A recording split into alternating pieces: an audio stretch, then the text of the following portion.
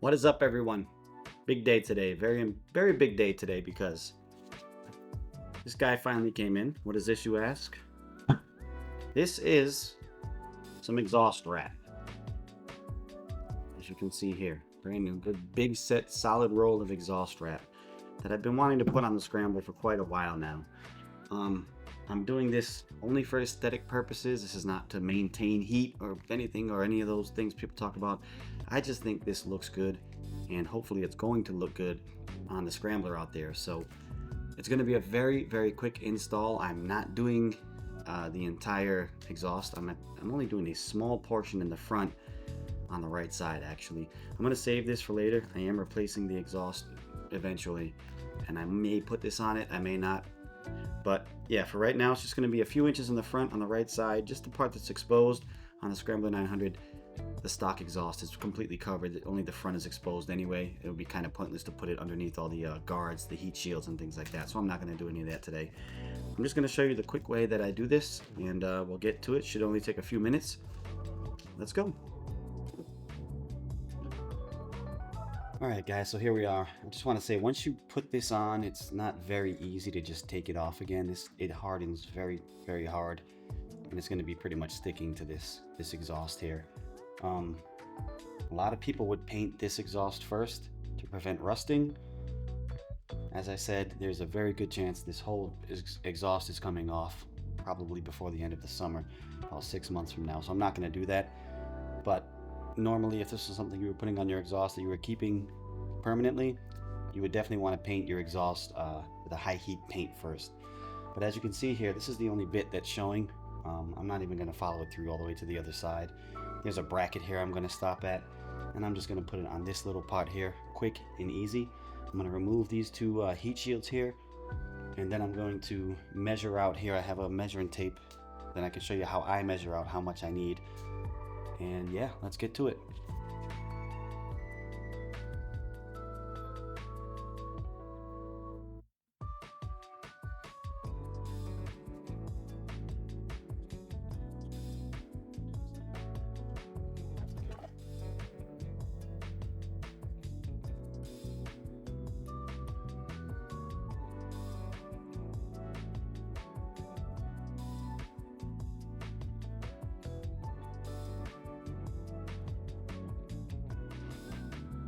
Alright, so the way I'm going to measure this, I just have this Taylor's measuring tape here, and I'm going to start from the back, work my way forward.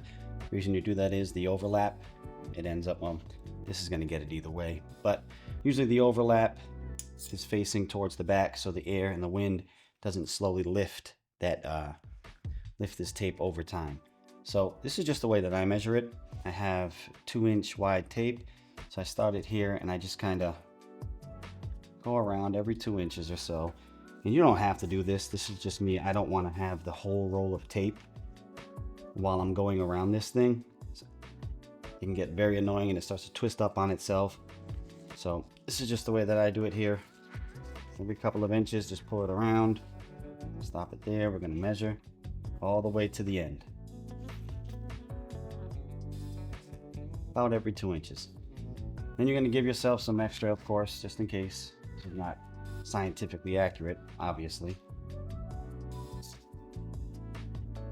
So I'm going to say it's about 30 inches.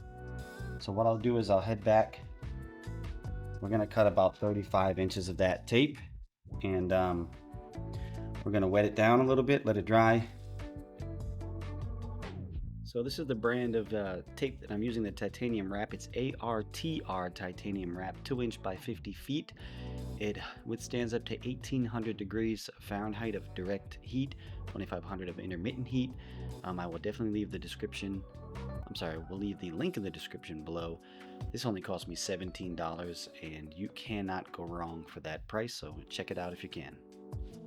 Alright guys, so I cut one strip here about 15 inches for the smaller pipe that I measured, and then I have this longer one here that I cut. I think went to about 40 inches. I give myself plenty of room. You can always cut it if it's too long. One important thing, obviously, you want to wear gloves. This is fiberglass. Little microscopic pieces of glass will go into your hands and your fingers. You don't want that. It'll feel like the worst rash you've ever had, trust me. So I'm not going to soak this for a long time. Some people just spray it down with a bottle. Some people soak it for an hour. I'm just going to kind of dip this in. There's a coating on here that I don't want to wash off. So I'm just going to dip this in the water.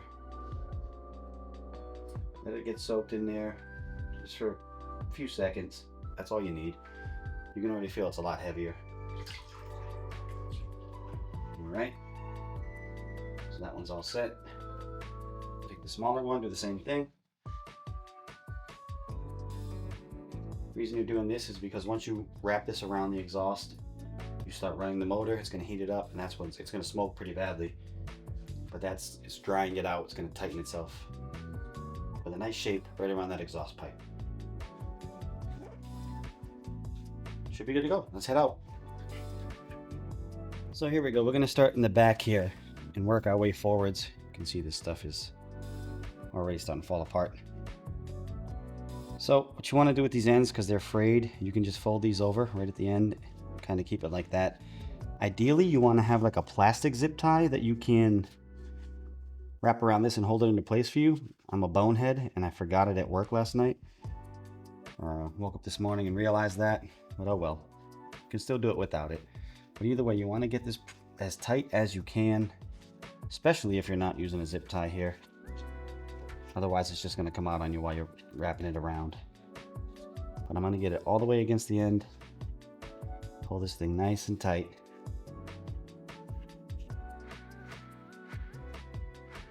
Right under there. Now, as you come around, you just want to kind of overlap it on the part before it. Nice and tight.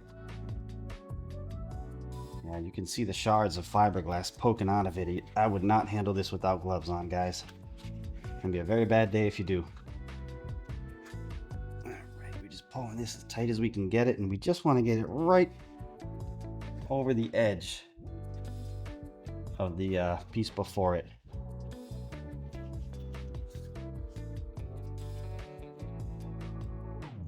Let's keep on going here. Hopefully we got enough. That would suck if we didn't.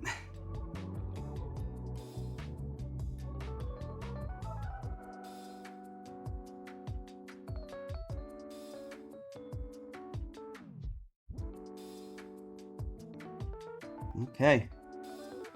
So, it turns out we had just enough there. You want to get that as tight as you can get it. And you can grab the zip tie that it came with. Make sure you're not using a plastic zip tie for this. You want this one to definitely be metal. The plastic will melt almost immediately.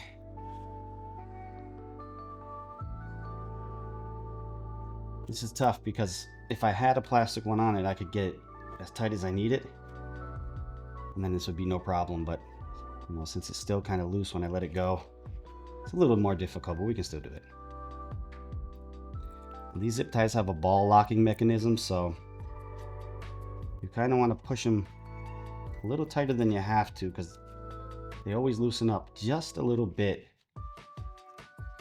right before you let it go there. Okay, hold on here.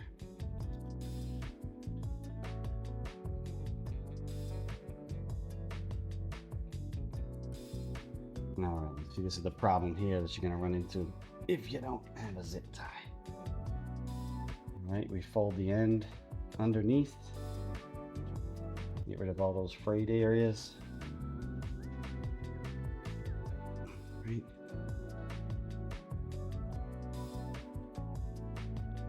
We just tighten the zip tie up.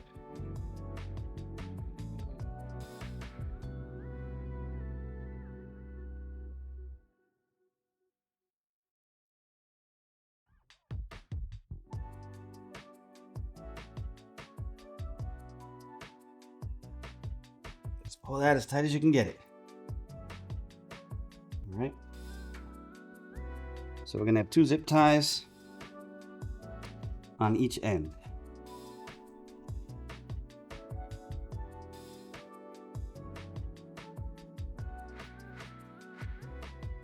And one right here. See how much quicker this one goes on. But again, any of those frayed ends, tuck those in nice. Nice and tight. Pull that as tight as you can get it, because as soon as you start riding, that wind's gonna want to pull it.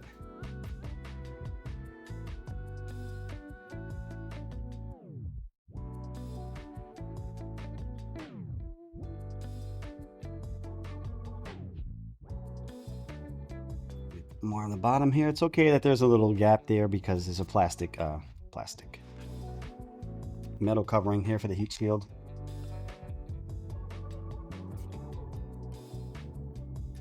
Just make sure you don't have an opening like I got right there. That would not be good.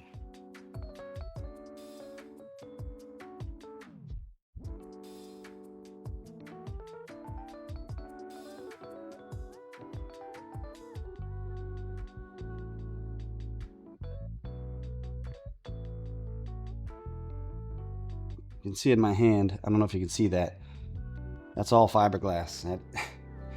That will make a very bad day for anyone who does not have gloves on. I can tell you that much. Can't say that enough.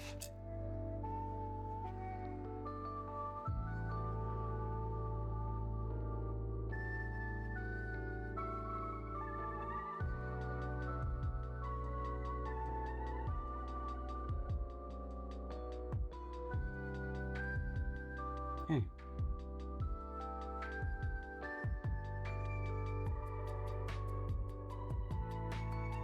We just cut these off here.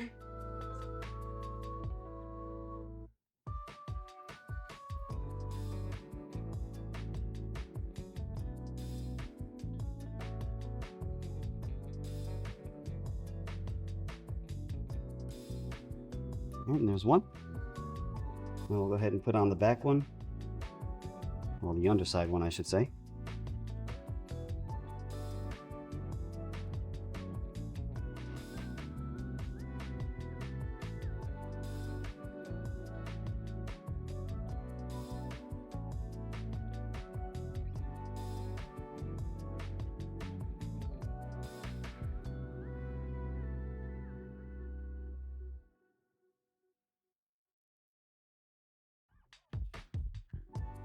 Not the funnest thing to do alone. I can tell you that much. If you have any friends that can help you out, you should probably grab them. Having 3 hands would be fantastic right now.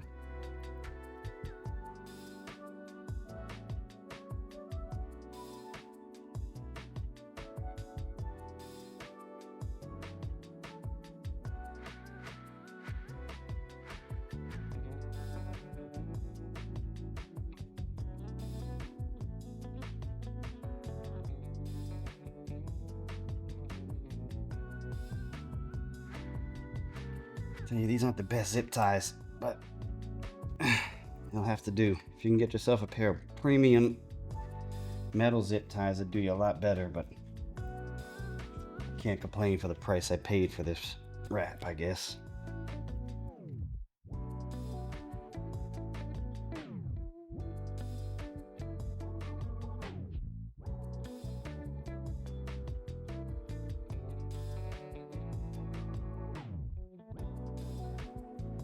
Okay,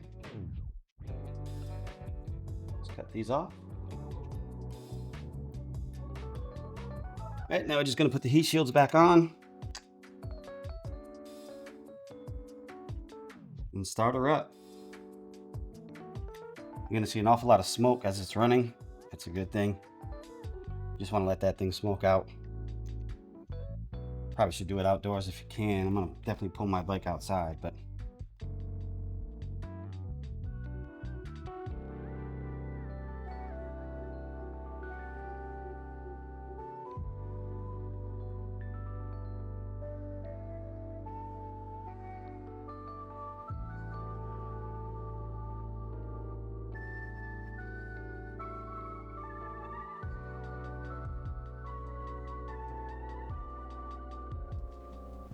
yeah, now we just start it, let it run. And we'll check on it when it's done.